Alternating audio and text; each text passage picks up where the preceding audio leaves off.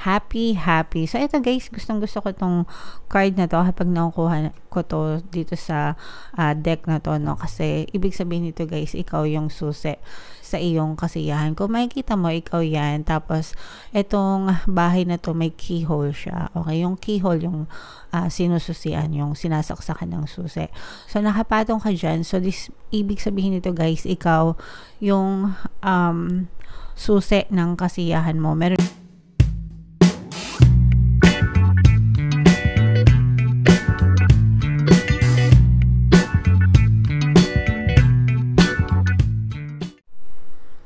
Hello guys, hello Capricorn, welcome back to Pinoy Pixie Tarot. Ang pamagatang episode natin for tonight is Messages from the Universe para ngayong May to June para sa Capricorn, Sun, Moon, Rising, Sign, and Venus.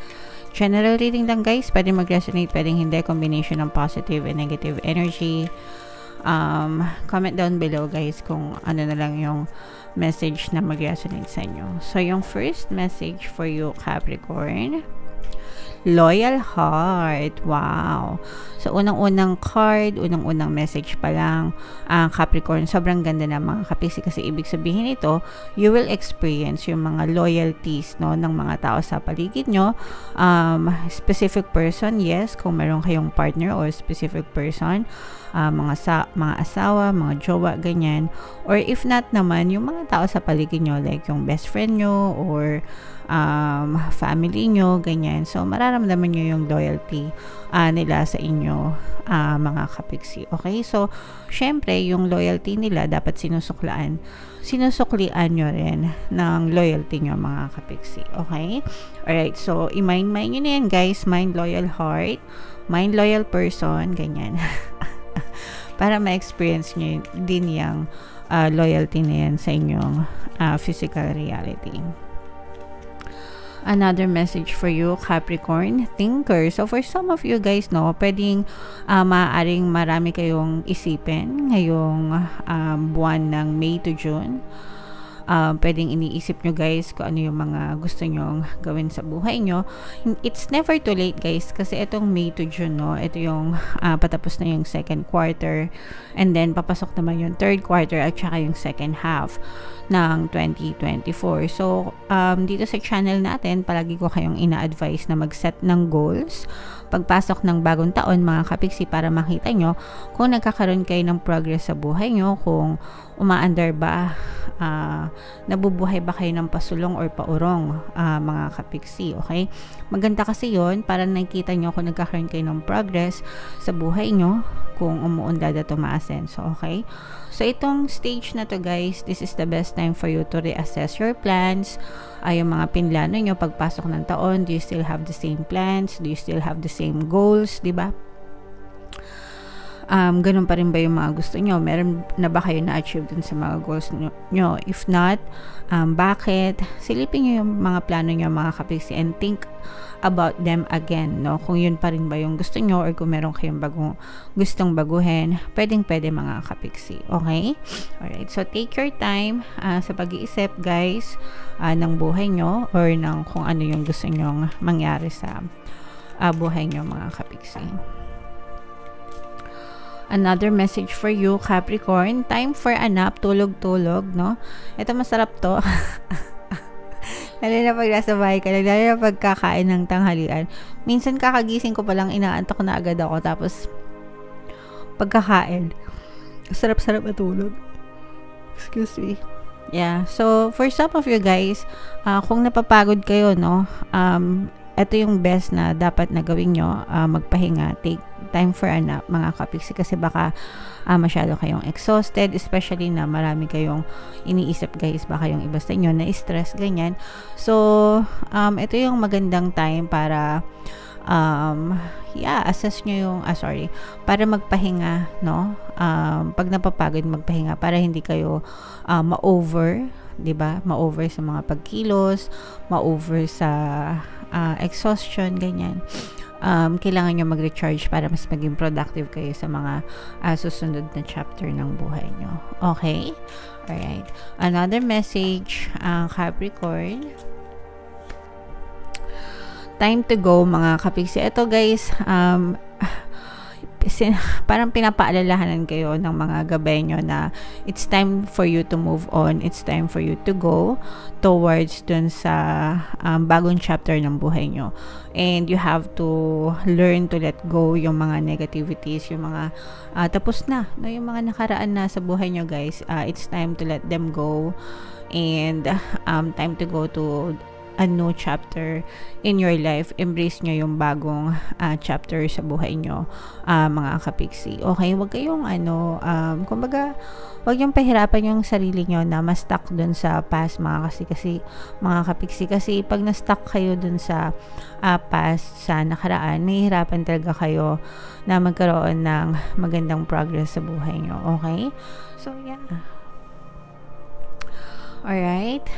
So, comment down below, guys, no, if nakaka-resonate kayo sa mga messages. Ito, biglang lumipad. A leg up, wow. So, maganda ito, guys, kasi ibig sabihin nito may tutulong sa inyo. Okay? Hindi ikaw yung tutulong, kundi ikaw yung tutulungan. So, for some of you, guys, maaari may mag-alok, mag-offer ng tulong sa inyo ngayong buwan na to, May to June, mga kapiksi, kung ano man. Especially kung talagang kailangan nyo ng tulong, mga kapiksi, kailangan nyo ng gabay, ganyan, kusa na dadating ang tulong para sa inyong Capricorn. So, this is something na you should be grateful for. Si universe yung nagbibigay nito sa inyo, guys. Minumove niya lang yung mga tao sa paligid nyo para ipagkaloob yung tulong na kailangan nyo. Okay? So, i-mind yan, guys, sa comment section. Mind tulong, mind help, ganyan. Para ma-experience nyo siya sa inyong physical reality. And yung last message for you, Capricorn, sa deck na to, happy. So, ito, guys, gustong-gusto ko tong card na to kapag nakukuha ko to dito sa deck na to, no? Kasi, ibig sabihin nito, guys, ikaw yung susi sa iyong kasiyahan. Kung makikita mo, ikaw yan. Tapos, itong bahay na to, may keyhole siya. Okay? Yung keyhole, yung sinususian, yung sinasaksakan ng susi. So, nakapatong ka dyan. So, ibig sabihin nito, guys, ikaw yung susi ng kasiyahan mo. Meron kang choice na maging masaya. Life is a choice. Happiness is a choice, diba? Kaya nga sabi nila, happiness is a choice. Pwedeng piliin mong maging masaya kahit na sandamakmak na kahirapan yung or challenges, pagsubok yung na-experience mo sa buhay mo. Syempre, kapag may mga pagsubok, natural lang na malungkot ka, masaktan ka, diba? But, you can also choose to be happy in spite of what's happening. Okay? Knowing and understanding na malalampasan nyo rin kapag may mga pagsubok na dumating sa inyo, and at the end of each pagsubok or challenges, palagi may mga blessings na nakaantabay sa'yo, na talaga namang magbibigay sa'yo ng labis na kaligayahan, diba? Pero, yeah, at the end of the day, mga kapiksi, ikaw talaga, no, yung magiging susi ng kasiyahan mo, kung depende kung saan mo fino-focus yung attention mo on a daily basis, mga kapiksi, saan nakafocus yung attention mo. Sa mga problema ba or dun sa mga pangarap mo sa buhay. So, ikaw lang yung makakasagot niyan, guys. Okay? Kasi kayo naman yung nakaalam ng reality nyo right now. Okay? Alright, so yan na mga messages para sa inyo, guys. Bubunot pa tayo ng isang deck dito. Itong mga happy energies na to, itong loyal heart, itong tulong, a leg up, happy, yan.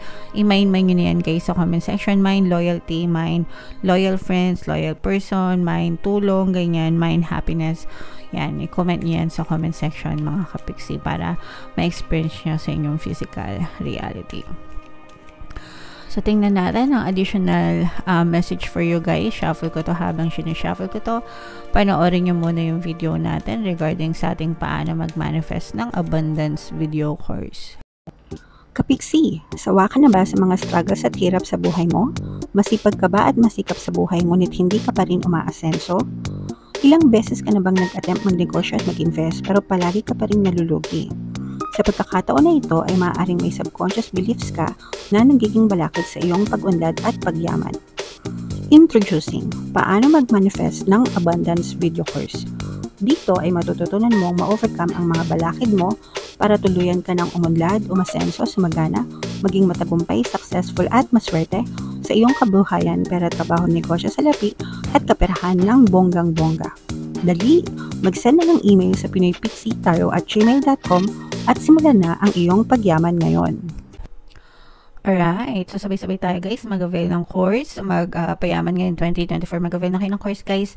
Meron kayong promo, may promo tayo ngayong May, pwede kayo mamili kung gusto nyo ng 1 free pampaswerte sa Blimenalo, kaya naman 200 pesos na discount mga kapiksi. So until May 30 yan guys, kaya mag-avail na kayo, sobrang ganda yan mga kapiksi. And meron din tayong email coaching, manifest your desires using the law of attraction.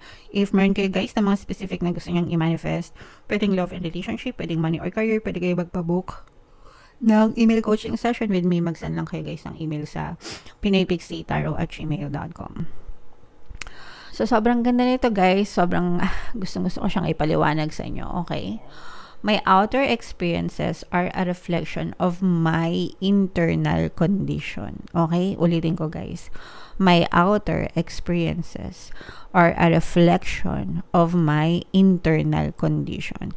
So, yung outer experiences nyo, ibig sabihin yung mga na-experience nyo, yung 3D nyo, yung physical reality nyo, yung na-experience nyo on a daily basis, mga kapiksi, it's a reflection of what's going on inside of you, a reflection of my internal condition. Yung internal condition, yun yung what's going on inside of you, anong iniisip mo, anong nararamdaman mo, anong pinaniniwalaan mo, di ba?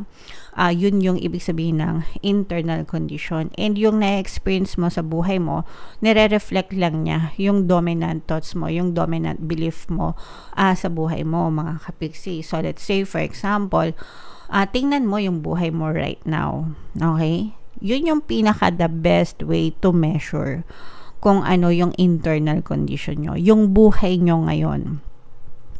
Dalawa lang naman yan. Nananagana ba kayo o naghihirap ba kayo? Diba? Ganun lang naman yun.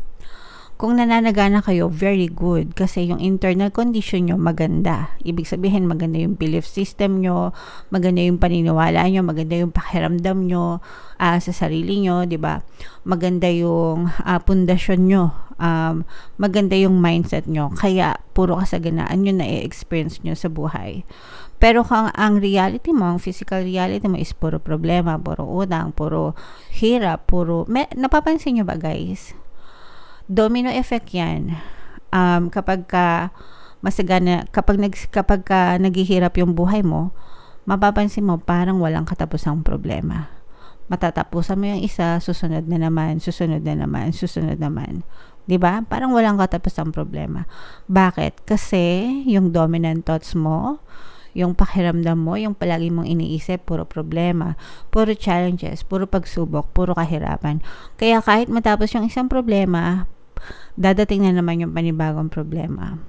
Whereas yung mga taong nananagana, puro blessings yung nasa buhay nila because doon sila nag-i-spiral sa puro blessings. Okay? May blessings na naman, pagkatapos ng isa may blessings na naman, nanganganak. Kasi doon na sila nag-i-spiral sa mga blessings. Okay? So, you have to understand your life, mga kapiksi. You have to understand how it's happening para mabago mo. You don't have to worry, guys, because it's changeable and malleable. Ibig sabihin, pwedeng magbago. It doesn't mean na, kapiksi, puro kahirapan yung nangyari sa buhay ko. Ibig sabihin ba nito, maghihirap na ako habang buhay? No. Because it's a reflection of your internal condition. Pag nagbago yung internal condition mo, syempre, magbabago din yung reflection sa buhay mo. Parang ano lang yan, guys. Nag-type ka sa computer, di ba? Microsoft Word or kung ano mang notepad, ganyan. Kung ano mang app yung ginagamit mo, nag-type ka, di ba? My name is blah, blah, blah. Tapos, pinrint mo, syempre, kung ano yung tinype mo, yun yung eksaktong print na makikita mo kapag pinrint mo, di ba? Tapos, ay, mali pala, may babaguhin pala ako, mali yung spelling. Anong gagawin mo? Babaguhin mo yung spelling dun sa tinype mo para ma-print mo ulit siya. And then, pag na-print mo, bago na. That's how life works, mga kapiksi. If you want it to be changed sa iyong physical reality, kailangan magbago muna yung ini-input mo, no? Yung tinatype mo, yung ini-input mo sa iyong subconscious mind, mga kapiksi, yung belief system mo, yung paniniwala mo, and it will be reflected in your reality. Okay? So, sana may natutunan kayo. Sana naintindihan nyo, mga kapiksi. Pwedeng-pwede nyo baguhin yung mga kabuhayan nyo, pero hindi yan magbabago, guys, hanggang hindi ka nagbabago. Guys, kahit na paulit-ulit kong basahin sa mga tarot nyo, puro blessings kayo, puro pagpapala, puro abundance, pero hindi ka naman nagbabago, abay, wag kang umasa na ma-experience mo yung mga blessings na yun, because it should come from within you first before you experience it in your physical reality. Okay? Kagaya nung pagtatype na in-example ko dito. So, sobrang ganda ng message, Capricorn. Sana naintindihan nyo, sana ma-apply nyo sa buhay nyo para talagang magbago yung mga sitwasyon nyo. Ito yung ating mga pampaswerte subliminal, guys. Pakinggan nyo para makatulong sa inyo. And ito naman yung ating success stories ng paano mag-manifest ng abundance video course. Click here to subscribe, guys, and click here to join our membership program. Thank you for liking, sharing, and subscribing. And see you again next time. I love you all, guys. Have a nice day. Bye-bye.